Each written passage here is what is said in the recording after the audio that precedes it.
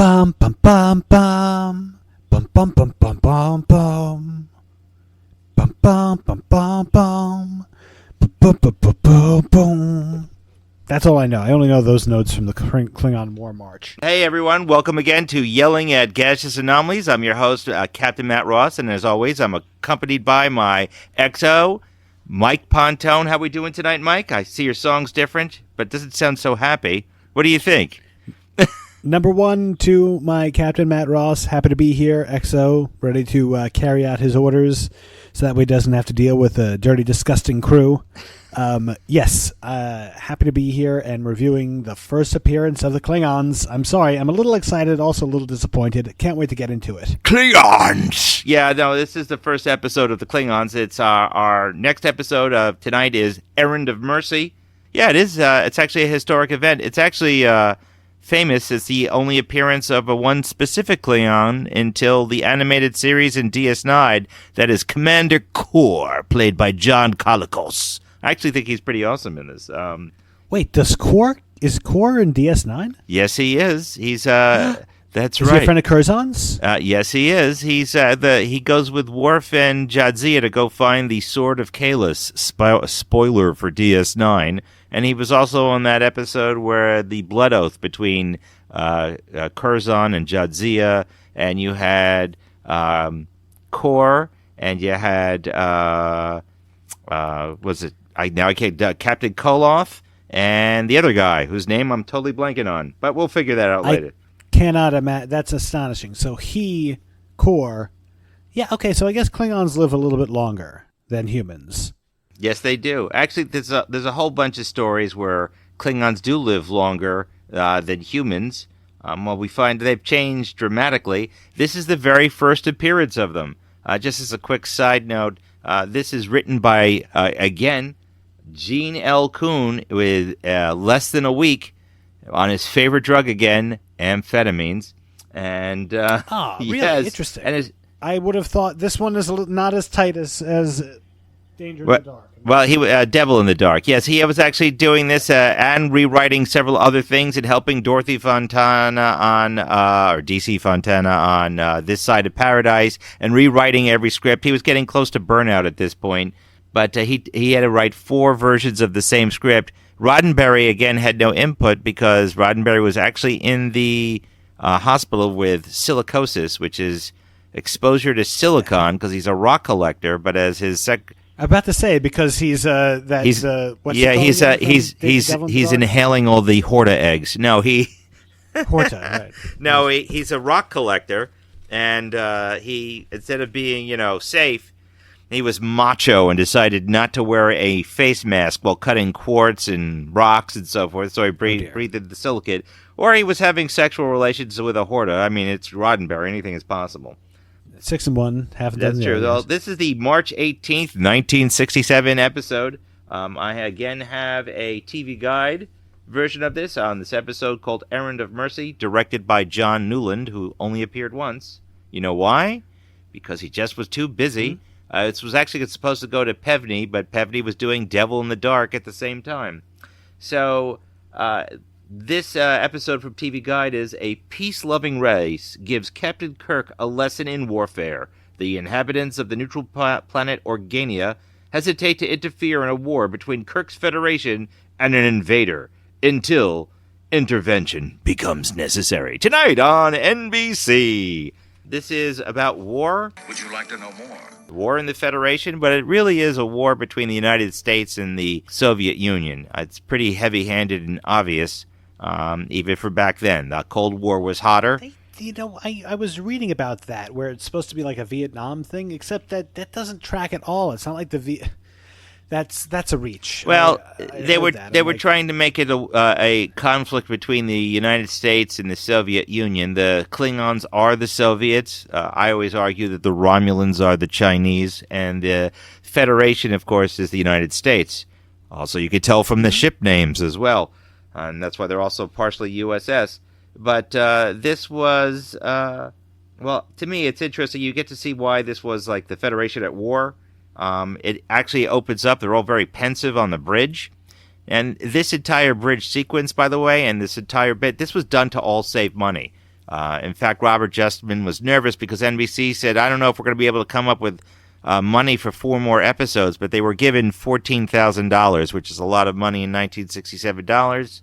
That was like several hundred thousand. It's about $100,000 today. They came up with this script in 4 days, and Robert Justman said to Gene L. Kuhn, cut every corner expense-wise. So things that you see from the beginning, you only see the bridge. Now, in the original version, there really aren't any special effects. The ship shakes when they're being attacked by Klingons. You might see, if I recall correctly, some blasts against the shields of the Enterprise. And then that's all. I did read that was all in the revival. Right. They do it's all stock footage. The screen is stock. The phaser firing, which is from Balance of Terror, is stock. Even the screen is from Balance of Terror. So they were trying to save every buck. And when they eventually get to beam down to the planet Organia, you don't see the transporter room. Saves money going to the transporter room with another setup. It's kind of crazy when you think of what it is, these little tiny things that you don't realize. You think maybe it's, we don't need to see them walk to the doorway to get to the transporter room. But this was done to save a buck. But in the remastered version, you get to see more explosions at the front of the Enterprise, and you actually see debris of a Klingon cruiser blowing up. And also you see the Klingon cruiser as well. And that is the venerable D7, which we don't know yet. By the way, I have to take a swipe at Discovery. You know I love doing that, Mike. In Discovery, they announced with great fanfare, the Klingons said, we have made the D7. When D7 is a Federation term, it's like the Klingons are reading the Janes fighting ships and they decide, we're going to give our stuff a NATO, Federation, United States designation. That makes no sense. A lot of times... I will say, listen, I'm glad that you did not have the gripe, which I'm sure that some fans have had, saying like, hey, why were the Klingons in Discovery, why did they look like actual Klingons with forehead ridges and these don't? Because, and I guess we'll get into it, it's not necessarily true that the augment virus affected all Klingons, right? Well, there's several versions of it. One is that there are several versions of Klingons. Two is that they always look like that, but you just have a bad memory. Wink. Or you could go with the DS9 episode that comes in later with a later TOS episode. We do not talk about it with outsiders. We don't talk about it. That's correct. You have the augment virus from Enterprise. Or you could go with the Discovery version of, let's just change everything and make them look like orcs attacking for Mordor. But that's another story for that. In this version, this is a cost-cutting measure. The reason why they were originally going to be Romulans, but Romulans cost money because of the ears and the extra uniform pieces. Part of the reasons why they were wearing helmets is so they wouldn't have to show off the ears. So they needed a new adversary. And there's an interesting story about why do the Klingons look like slightly darker. The makeup design for the Klingons who we will eventually meet was come up by the star Klingon, John Colicos. He came up with the idea of what they should look like. When he came over to the makeup, the makeup people said, what do you think the Klingons should look like? He goes, what do you mean? It's your show. He goes, well, what do you think? Well, why don't we make him look kind of like a darker Genghis Khan, like an angry Asian type, which is actually what the script said. So that's why they have greenish-brown makeup. It's because John Colicos and the makeup designer came up with that stuff. And that's how the Klingons were born, from the actor and the makeup designer working together. Isn't that bizarre? That was pretty amazing. Isn't it? And again, just echoes of like little tiny stuff. You think back at 60 years ago, they're doing some sort of slapping it together. They all show up that morning for hair and makeup. They're probably, they shoot these in 6 days? 5? This one took 8 days. Typically, it's 6 days. Oh. This one took a little bit extra. Okay. Crazy. 8 full days. But the point is that they slap some stuff together, and the facial hair and the sash that you see will endure for the next 60 years of lore. Yes. And you'll see it obviously in Next Gen for Worf. But what's interesting is later, and this is a problem I remember back when I was a younger person, in 1977, when we first see the Klingons in the motion picture, everyone was like, oh my god, the Klingons have changed. What happened? But it wasn't like anger like there is today in fandom. Everyone was more curious. How did the Klingons change? I don't understand what's going on. So if you see this, and then you decided to jump to the movies, the Klingons get a total remake in the motion picture. And our chief Klingon in that, of course, is actually Sarek, as we all know. But then we jump ahead again to Next Gen, and they change even again, but they look very similar. But they look more no. Captain? Yes? I'm sorry to contradict. We all know that modern Klingons truly were not cemented until Christopher Lloyd in Search for Spock, which is where we kind of get all of what Klingons look and sound and act like and their ships. That was the linchpin between the old Klingons and the new. Right, I'm just saying that in Next Gen they changed them even from there. So there's slight changes and variations in their makeup structure, but that's part of television to movie and back to television again. That's just cost-cutting measures. But you'll see there are slight differences in between all four versions of the Klingons. But regardless, this Klingon makeup is, and the look goes on for several episodes. There's over 4 episodes of these original Klingons. But here we are. The Federation's at war with the Klingon Empire. The writers hated, and when I mean writers, D.C. Fontana and others hated the name Klingons, and they asked Gene Kuhn, where did the Klingons come from? What do you think he said? What? Klingani? No, Planet Kling. Kronos? No, Planet Kling. Oh. And he's like, come on, Planet Kling. They said they didn't like the name Klingons because it sounded like they're too needy. We want you to love us. That's why we're attacking. But they're anything but that. When did they say Kronos? When did they say Kronos? I think that's, Kronos. You know what? I don't think that is until the movies. I think it's in Star Trek 6, or Next Generation. Really? Undiscovered Country is the first one? I think it's actually in Next Gen they mentioned Kronos, but because that comes out in between all of them all. The Undiscovered Country and Next Gen were running simultaneously, or Undiscovered Country came out while Next Generation was on. So I think maybe Next Gen. We'll have to look it up. Or if any of our fans wants to tell us, hi everybody, email us at yellingatgas@gmail.com and tell us where Kronos first came out. I'll have to look it up.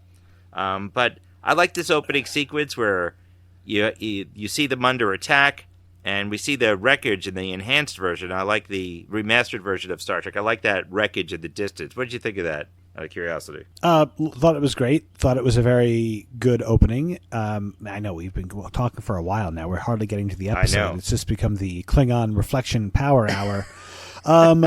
Okay, oh gosh, let's start from the top. Okay, once again, we're thrust onto a planet that is inexplicably medieval, or from a different time period. Set already available, or was this written into the show? This was already available. There's actually portions of it were built. Core's office, but the set that was used previously. In fact, the courtyard where you see them walking, that's actually used from the Menagerie. It's the Rigel planet. But that medieval town, that was already there. That was from Cecil B. DeMille's film King of Kings. I actually like it when they beam on down, and I like that line Kirk says about, like, geez, they're not, like, phased by us. You think they have people beaming down every day? Yes. Curious lack of interest. Something interesting, the goats in the background are painted green. So if you ever rewatch this, you'll see that the goats that they have walking by, actual livestock, are painted green, and blue to make them be alien goats. But it also has a creepy feel when they beam down there in this primitive time, or this primitive Bronze Age society, and that guy, Abalone, comes over and he goes, hey, welcome. I don't know, that you already get your Twilight Zone vibes getting off on that. Did you have that at that present time, or? A little bit, actually. Yeah, it really reminded me. I mean, nothing in saying that it took any inspiration, but it did remind me of the aesthetic from a Twilight Zone episode that I like quite a bit. Probably my top 10. Did you ever see The Howling Man? No, I probably have. I don't. Fill me and our audience in on what is that about. A weary traveler who's struck with fever and stranded alone gets lost in the German wilderness, turn of the century. Becomes stranded with this monastery where there's a man who howls all day long, screams in anguish, and eventually the people there claim that he is the devil imprisoned, and he goes and he thinks obviously that these people are insane, and he frees them. And the first thing that gives you a little bit of pause is that when he goes to free him, the only thing that's holding him in is a very light staff, and he says, like, can't you just pull this off yourself through the bars? And he's like, there's no time, quick, take it off. And of course he is the devil. It's a pretty sweet reveal, actually. They do the whole you know the trick in old-timey black and white days of putting red face paint with a red light and then having it switch to green light? Yeah, yes, so they do that. It does have that creepy... yeah, pretty amazing. Cool. Well, I will tell you that this might have also a Twilight Zone-y feel because John Newland, the director, was known for directing the competition with the Twilight Zone, One Step Beyond, which actually came out before the Twilight Zone. In fact, Rod Serling admitted to copying John Newland's opening of John Newland, the director, who's also an actor, would stand in front of the camera and tell the audience about what the TV show was about. So, and of course, Rod Serling perfected that. I know One Step Beyond. I know John Newland, and he might have been before, but he is no Rod Serling. Well, that's quite true. But Rod Serling and John were actually friends, so that was pretty funny. God bless him. I'm just saying. I remember that guy. He's just not nearly as charismatic. Right. But anyway, we getting in there. You have Kirk trying to sell the Federation and its ideals. I also like the fact that the elders, everyone's smiling, which is true. They all have this like insipid smile. And he's trying to say, you should really join us. I like the fact that one of them saying, oh, so you mean we should join you? What you're saying, Captain, is that we seem to have a choice between dealing with you or your enemies. No, sir. With the Federation, you have a choice. You have none with the Klingons. The Klingons are a military dictatorship. War is their way of life. As opposed to the other people? Why exactly? Because we're not in any danger. And at this point when you're seeing it, like, how do you mean you're not in any danger? But, having seen the last 24 episodes, you can't not know that there's something else that's more than what it seems. Right. That's definitely for sure. And then Kirk actually says something that I found quite surprising, which he says, gentlemen, I'm a soldier, not a diplomat. He's actually more of a diplomat than is led on, and he also is an explorer. I think I would even argue that first. But in this time period, it's more militaristic, and the council just isn't buying what he's selling. Schools, healthcare, roads, farming. Sounds like a sweet deal. I just thought he just wasn't selling it, or they just weren't buying it. Did you find that odd that they didn't seem at all interested in the Federation ideals versus the threat of a military dictatorship? Yeah, I mean, speaking to obviously the eventual twist, I just figured that they were basically a pacifistic people and that they just didn't share the same martial inclinations of either the Klingons or the Federation. And I think the casting of them was fantastic. Very appropriate. They seem very sedate in a good way, but also not cloying. And I don't know, they kept on referencing the smile. I didn't think they had shit-eating smiles at all. I thought they were very dignified. And honestly, the twist took me by surprise, but I felt that it was somewhat well earned. It didn't bother me that it occurred. That's true. I do like the fact. Oh, by the way, in the enhanced version, we see the Enterprise being attacked by a fleet of ships. And Sulu has to follow orders and leave. I actually like that little ad in there. Federation, the Enterprise could take out one Klingon ship, but I don't think it could take out there were 4 or 6 Klingon cruisers up there. That's like, yes. Yeah, you should leave, Sulu. I like also earlier, like Sulu saying, "Don't worry, we'll handle them." You'll evaluate the situation, is what Kirk says, and Kirk's 100% correct. You can't take on 6 ships. What are you, insane? Well, he is a good battle commander. That supposedly is true. Well, that is quite true. I do like that. That also Spock notices something very weird is that one of the guys, Tremere, I believe it is. He's saying, he goes, Abelord, there's a fleet of ships appearing in front of the planet. Goes like, how the heck do you know that? There's no electronics or anything like there. He goes, oh, yes. Yeah, he said knows. 700 people have come down, and we see 12 of them. Well, yeah, but that's to save money again. Yes. Then we have John Colicos arrive. Commander Core, leader of the Klingon Empire's new base here. And there's something I want to point out to you. When Kirk said we're coming down here to set up a base, because it's the only Class M planet in the area, this is actually semi-referenced in A Taste of Armageddon, which I said I'd mention.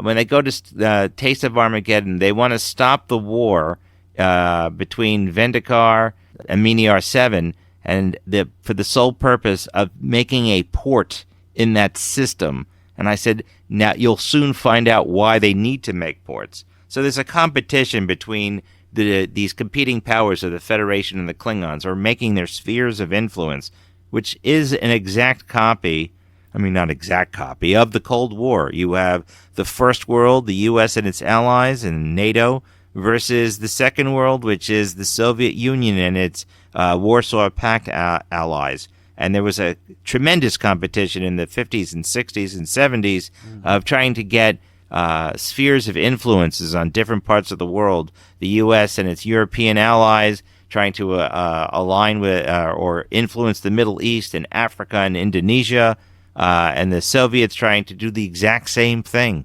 Little brush wars here and there that are not even actually reported, and skirmishes all across the world.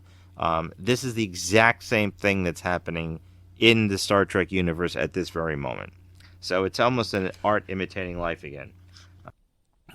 Yes, and I appreciate all that. That being said, I am not crazy about the fact that in this little action, we once again, Kirk, just like in the Gorn episode Arena, is acting much more like a warrior and much more aggressive than he normally would. I'm a soldier, not a diplomat.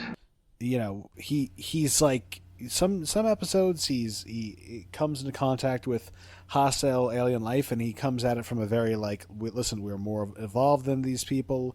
We just have to be patient and find a diplomatic solution. Sometimes he's very Picard about it, and then sometimes he's very Sisko about it, and he's being quite Sisko this whole episode. Reminds me of a certain thing that he would say 50 years later. True. Let them die. Yeah. No, Kirk does, the character vacillates. So it was even pointed out by the writers and even NBC saying, Kirk seems a little bit more brash and militaristic than normal in this episode.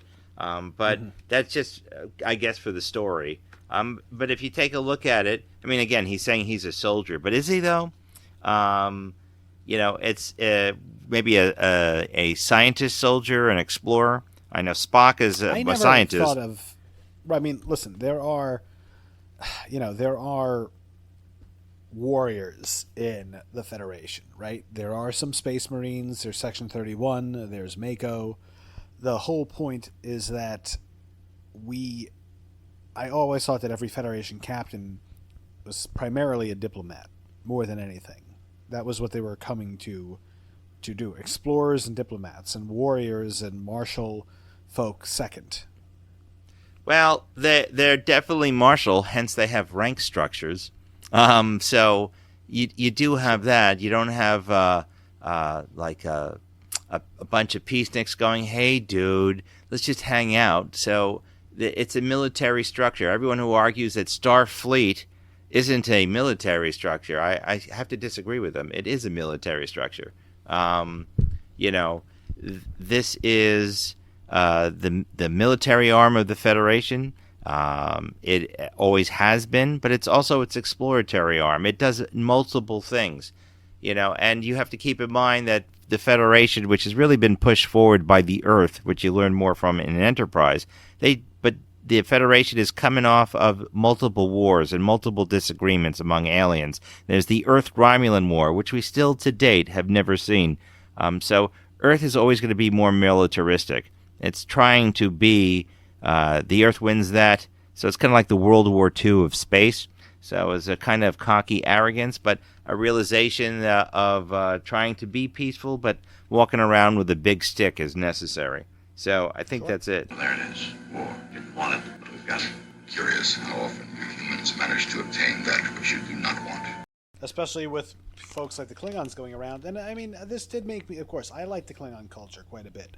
While they started out as villains, especially in the TV, in the movies, and in this TV show, by the time the Next Generation rolls around, obviously the Klingons are, tepid allies in many ways, because you realize that for the most part, they are categorized post-Khitomer Accords as very honor-bound, right? That's what they are, as aggressive as the Cardassians and the Romulans, but what the Cardassians and the Romulans don't have is this sense of honor, that they must do things appropriately. And you can see this even bleeding through in this one little episode where the Klingon leader, Kor,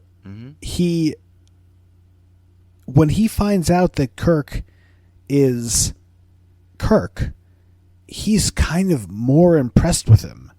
He's not angry that they were lying to him. He's happy to be in the company of a warrior, That's true. He wanted to meet him in battle. And he's actually very dismissive to the pacifists. Well, that's one of the funny lines. I like to think that this episode was kind of channeling Shakespeare's Julius Caesar, because Cora says something about how he doesn't like smiling men. He smiles, surrounded by smiles, and he turns to Kirk pretending to be Barona. So again, another semi-Shakespearean-like sounding name. Smile, smile. I don't trust men who smile too much. Or the way they're dressed, it looks like they're dressed for a Shakespeare play. Even with the leg. I hated that. I'm sure that they went just to the costume department and be like, "You got any period piece tights from a man Spock here?" Hey, those were space leg warmers. Don't discount them. So come on. Also, again, kind of kitschy, right? Not the best writing here, where they give Kirk a new name because they'll know the name Kirk, but they give Spock, the first officer on the Federation flagship, Spock. Well, Spock, the traitor. There could be Spock Jones, Spock. Throckmorton Spock. You don't know. There could be a whole bunch of Spocks out there. Who knows? Yeah, I know. It's a little ridiculous. You would think the Klingon would have picked up the name Spock immediately, especially since there's only one Vulcan in Starfleet at this time. So, oh, really? Yes. The only Vulcan in Starfleet at this time is Lieutenant Commander Spock, or Commander Spock, depending. I forget which stripe he has on him. But, I mean, it's ridiculous that he would pick that up.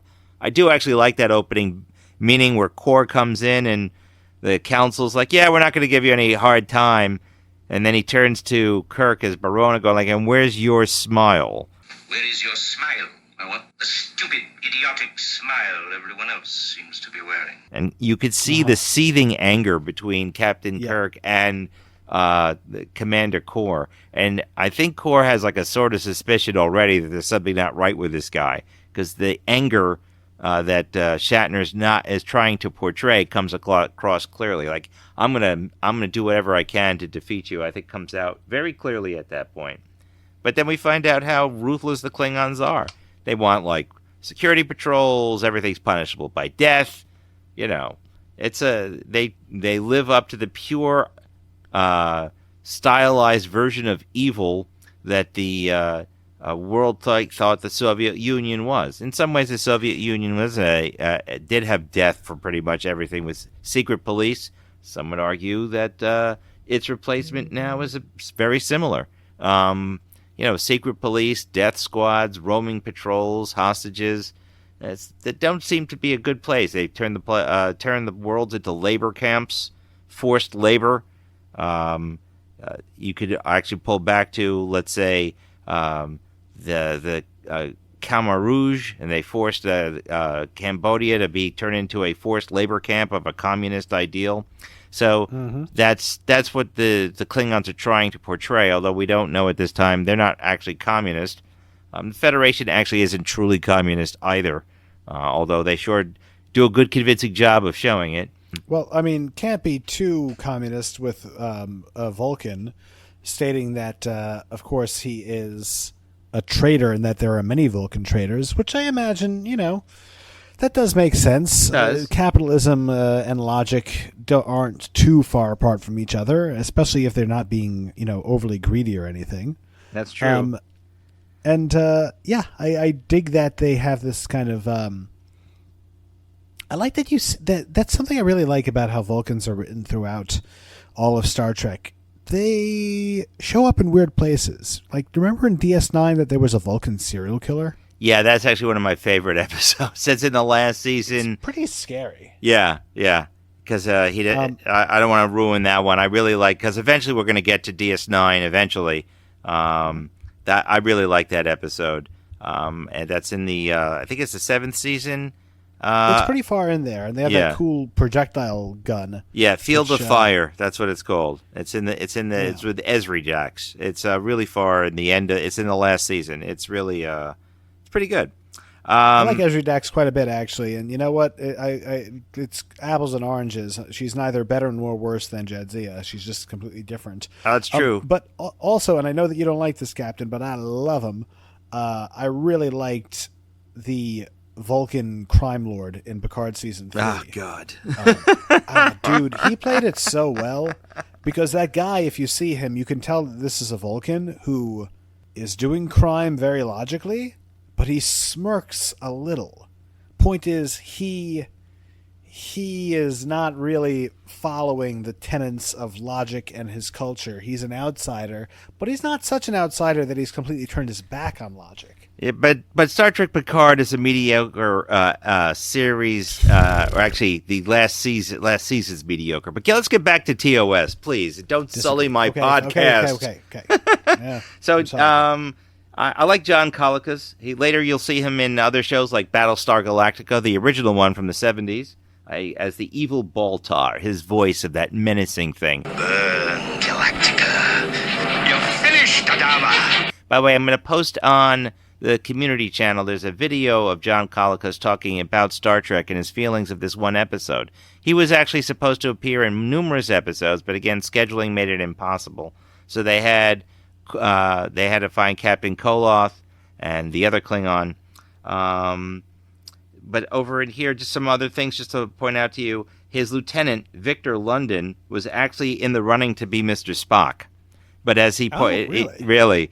So the lieutenant Klingon, he said the reason why he didn't get it is because Roddenberry knew Nimoy. So that was really, it was down to him and Nimoy and one other actor. That same guy, Victor London, is also in the movie called Robinson Crusoe on Mars, which I happen to own. So if you ever want to talk about that one, we can do that. That's a weird one. He was also in the Time Tunnel. The other ones were just traveling or journeyman actors. You had John Abbott as Abalorn. He was in numerous TV shows. And his right-hand man, who was almost consistently literally at his right hand, Peter Bracco, as Claymare. That's the guy always sitting to his right, and who is at the end with him, though, on his left. So that's what's going on. Just some other interesting things during the filming of this was the Apollo 1 disaster. That's where all three astronauts died. Gus Grissom, Ed White. Burned to a crisp. Right? Yes, burned to a crisp, but not due to Horta, due to too much oxygen in the cabin. That's Gus Grissom, Ed White, and Roger Chaffee. And pressurized doors that could not be opened after there was a fire. That's right. And Tomorrow Was Yesterday is being advertised or being shown on TV. So there you go. Kirk and Spock are like, I can't understand why these people won't fight for themselves. They decide to blow up the weapons depot. I've always had a problem with that. Weapons depot. Man. I mean, what if the Klingons just turned around and killed everyone? Well, that's not the thing I had a problem with. Mine is more special effects thing. They just always look like cardboard boxes to me. And I'm thinking, I know it's for cost saving and things, but to me, I have a hard time imagining that they're anything other than cardboard boxes. I do like the fact that they blow them up. And I'm thinking, like, why don't you just take, like, a couple of other sonic grenades or something with you, Kirk, and just hold on to them and explain. That's at that point they decide to kill 200 Organians. And they do. Did you think that was rather harsh, or what did you think of that whole little bit where they're saying, I'm going to kill him, and this is where we get a sort of betrayal by the Organians on Captain Kirk and Mr. Spock? Nothing? Right. Well, I'm saying, like, at this point, it was like, the Organians are getting killed, and then Abalorn turns in Captain Kirk to Kor. This is like almost like this is moving pretty quickly. They get to the point where Commander Kor comes in and goes, I'm going to kill more people. And he goes, that's not necessary. This is Captain Kirk, by the way. It's just like, what, you jackass? That actually comes to a really interesting dialogue, though, eventually between Kor and Kirk. It's about kind of like political things where Kor is saying we're basically the same types of people, and Kirk's saying, no, we're not. We're a democracy. And Kor is like, yeah. That's nothing. We're both predators on this planet and in the universe. I actually like that description. And there is a universe to be taken. It's a very large universe, Commander, full of people who don't like the Klingon. Excellent. Then it shall be a matter of testing each other's wills and power. Survival must be earned, Captain. You of the Federation, you are much like us. We're nothing like you. We're a democratic body. Come now, Captain. I'm not referring to minor ideological differences. I mean that we are similar as a species. I mean, the Federation sets up colonies all over the place. They come into conflict over those colonies all the time with the Romulans, the Cardassians, and the Klingons. So, yeah. I mean, there's only so much habitable world, for sure. They're like a space amoeba. I think in DS9, Eddington says it best is like... he said, at least the Borg are straightforward. The Federation just takes over everything. I think that's actually a good line from DS9. But, yeah. So they take Spock away. They threaten Kirk by turning him into a vegetable. I love the way Kalikos pronounces that. Your friend killed you, a mental vegetable. Yeah, man. Where's that mind flayer go? Why did the Klingons ever use... Not a very honorable weapon, I gotta say. Well, that's true. It's a mind sifter or mind ripper, as he says, and it'll rip your mind out. But in the meantime, they get thrown in jail. And again, a reused dungeon. I thought that was... I was like, how are you going to get out of that? From that point, I didn't see how Kirk and Spock could get out of that situation. Did you have an inkling? Did you think they would just escape, or did you think something would happen? Or I thought that the bridge was going to come up, or that somehow Sulu and company were going to figure something out. And of course, Nimoy is not in this episode, but I was thinking that maybe he was going to be some contingency. Yeah, or Scotty, some contingency plan, snake in the grass, lying in wait to free them. I gotta say, I really did not see this twist coming at all. Right. I mean, I guess we could just jump to it because we've been dancing around it. But I just want to point out to you another cost-saving measure is that they did not hire DeForest Kelley or James Doohan for this episode. That's how strapped for cash they were. I will tell you about the prices later because they actually saved money on this episode. But the real thing where the real weirdness begins, I think, is when suddenly Abalorn appears and there's absolutely no Klingons around them. And like, what the hell's going on is what Kirk is saying. Then we have Kirk and Spock basically telling the Organians, we're gonna die fighting for you to get rid of the Klingons. And this is where we come to the start of the twist, I think. And we do have that humorous line is, what are the odds of us getting out of here, Spock? I actually thought that was pretty funny. What would you say the odds are in our getting out of here? Difficult to be precise, Captain. I should say approximately 7,824.7 to 1. Difficult to be precise? 7,824 to 1? 7,824.7 to 1. That's a pretty close approximation. I endeavor to be accurate. You do quite well. The Spock with his... Yeah, again, he was kind of just being written very kind of cliched and like a little dopey this episode. Okay, I'll give you that one. But let's... I'm going to be... I mean, Captain, let's jump in because honestly, it was an okay episode.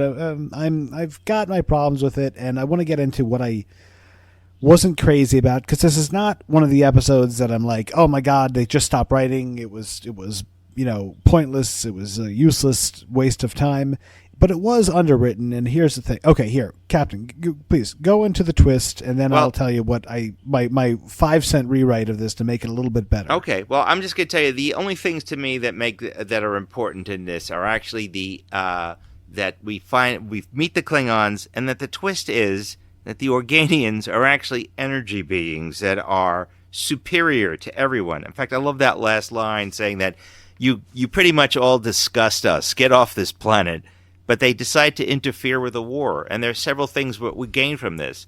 in the future, the Klingons and the Federation will be fast friends, which later does come out to be true. They write that into the next generation. And they say, we're going to stop your insane war. It's at this point that Kirk's arguing, you have no right to tell us who we could kill or not. And they're saying, like, really? That's the adulthood you to say, like, how you are going to settle your problems by killing each other? That's ridiculous. So we're just going to put a stop to it. But this is, again, another alien with ultra superpowers, godlike beings, that put a stop to something. This is like, what, our third version of this? We have this. We have basically kind of the first Federation type of things. We have also an arena. So we have this again. But the twist is that they only look this way because these are points of reference for visitors to come to their planet. And so it's like, what, do you just hang out for fun? You appear when people come down to visit? But that's the reason why they're there. They're just like, all right, let's hear what your story is. We'll pretend to be simple Bronze Age people, but in the meantime, we're going to stop your war. And they stop both Federation and Klingon fleets, and the Organian peace treaty is born. So those are the things that are important out of this. And I like that dissolve where they turn into like light beings. That is pretty cool. This is the enhanced version, but even in the original version, they turn into light, which is pretty tricky to do in 1967. But I'm sure. But you go on. So tell me what your issues are and how you would rewrite this. The Klingons needed a purpose to be there, and you could have had that be more of the conflict between them. There's some sort of mineral, there's some sort of natural resource, or it's the basis of some old treaty that's expiring. The fact that they just show up at the same time as the Federation happens to show up, and they're just saying, hey, we own you now, it's a little underwritten. The point is that not enough happens in this episode. There's not enough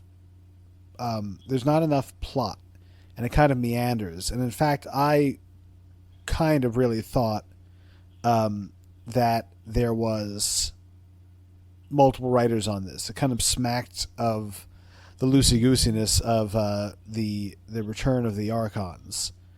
So I was a little disappointed in this, that we get to meet the Klingons, probably the most iconic villain in Star Trek history in the totality, and it's a little underwritten. That's all I'm going to say. I like the twist. It reminds me of Arena, a very powerful pacifistic race who is saying, you know what, we don't have time for either of you guys. Both of you guys suck. Your emotions are most discordant. We do not wish to seem inhospitable, but gentlemen, you must leave. Yes, please leave us. The mere presence of beings like yourselves is intensely painful to us. And you guys stop fighting, because we got no interest in what you're doing here. We're peaceful people. We're a peaceful race. I dig that, and I dig that we are doing high sci-fi concepts, like the fact that there are people out there who are races that out there that are going to not only not looking anything like us, but not share our values at all. And just be like, all we want is peace. Doesn't matter where it's coming from. And if you're saying stick up for ourselves, you're the problem. You know what I mean? I agree with you. That it's the Metrons from the Arena. Yes. There was a reason for the Klingons to be there. They're trying to make a port, or it's like a fight over Angola. Which side of is going to be supportive of it? The communist forces or the U.S. forces? So they wanted to have a port, but again, that's two-dimensional thinking, to quote Star Trek II. You're basically that's why they were in Organia. They want a Class M planet to build stuff. But yeah, there doesn't seem to be anything there to use or to exploit. But just having a port and a usable planet where they don't need atmosphere processors, that's a good enough reason, I think, for the Klingons to be there. What's your other thing that you have an issue? I'm just saying it would have just brought up a little something. It would have had something more for the characters to do than just kind of, again, like, hey, let's blow up their ammunition. Oh, half-baked, half-executed. Also, they just jump on the guy and punch him out. He's a Klingon. At least knowing what I know about Klingons now, even with the augment virus, wouldn't they still be like 4 times as strong as a human? It'd be like trying to punch out a gorilla? Well, that's how one of the ways that they've changed it. So I mean that's how things are done. It was changed from one TV show to the next. So that one I don't fault them on. It's just that, well, they had a change of heart. But even humans can kick Klingons' butts. If you remember Way of the Warrior, they did when DS9 gets attacked. Cisco and O'Brien, although O'Brien does get taken out, do take out several Klingons, the Klingon vanguard that boards the station. I would not say that they are all powerful. I think that's the problem with some of Star Trek, is some things are 100% one way and then another. That allows for some flexibility. But there's that. That castle, by the way, is actually Citadel La Ferrere from Haiti. So that's what they got. So that's what it is. But the set of the otherwise was from DeMille's Jerusalem set. So, so they didn't have to go build that castle. So that's actually from Haiti. That's where Haitian rebels fought off oppression of the French. But there you go. The aliens are revealed. They are life forms or alien beings that are superior to all others. You think they meet the Metrons and they say, how we're going to mess with the universe next? I'm just wondering about this. How many other all-powerful beings is the Enterprise and its crew going to meet? I know. I mean, a little... listen, we're 30 episodes in, just about? Well, 26, 25. 26, yeah. 20... No, I think maybe a little bit more. The point is, they're already reusing a couple of different things. But then again, they're being inspired by different... by different sci-fi concepts. Captain, I was a little disappointed with this. It wasn't poorly acted, though. Acting was good. I really liked the acting of the Klingon of Kor. I thought that it was impressive that they introduced things that were different about the Klingons than other aggressive races. But underwritten and honestly not that entertaining. I'm going to give this a 5 out of 10. Well, I was going to say hold on to your score, but that's okay. You can give it a 5 out of 10. I'm actually going to give this a 6 out of 10. I mean, there's a lot of things that I do like out of it. I'm not going to give it anything higher than that. It's not one of the best of all time, but it has a lot of nice things later, even down to dialogue, where Kirk says to Kor, it's too bad we can't have our little war. And Kor says the one line that Klingons say quite frequently in The Next Generation, which is, it would have been glorious. So yeah, that I actually like. I like that. But I'm going to give it a 6. One thing I want to tell you, just to finish this up with the odds and ends, this came in under budget. This was budgeted for $175,000 to $186,000, but it actually was filmed at $175,000. So it came in right $10,000 less than what they had budgeted for. In today's terms, that's $1,650,526.23. So they saved some cash over there, and NBC and Desilu were happy because they were thinking like, well, we're always coming in second place in the ratings, but that's it. And that little banter at the end I kind of like. So the things I like is the banter at the end. Really, the main things I like in this episode are towards the end, where the reveal happens, where we get the little banters between Kirk and Spock about odds, and Kirk saying, like, yeah, we didn't beat the odds. We're pretty much just told, stop, gambling in our neighborhood. But that pretty much ends it. So I think that pretty much wraps up this episode, unless there's something. How else would you have changed this, or anything else that you want to add on this, or any WTF moments you have in it? No, I mean, that's the thing. It was oddly flat, Captain. Yes. It was good reveal, good villain. It's like a good beginning and a good end, and a pretty darn flat middle. And the middle went on for a long time. Again, sometimes these episodes fly by, and sometimes they seem like they're taking their time. Yeah. Sorry, Captain. I was disappointed. It was just kind of a de-energizing one for me. Well, then I'm really curious what you're going to think of our next episode called The Alternative Factor, which is coming up next time on Yelling at Gaseous Anomalies. And as always, Remember, if you like what we do here, don't forget to like, share, and subscribe. And if you want to contact us again, please email us at yellingatgas@gmail.com. And don't forget to check out our merchandise at our TeePublic store, or reach us on Facebook and all the other podcasters out there. And I think that takes us over here. Again, next time we are going to be seeing The Alternative Factor, and can't wait to hear what Mike has to say about that. Mike, anything else you want to add?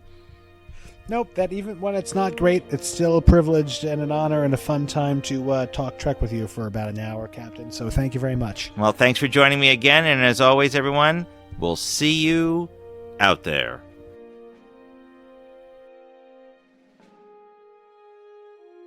Well, Commander, I guess that takes care of the war. Obviously, the Organians aren't going to let us fight. A shame, Captain.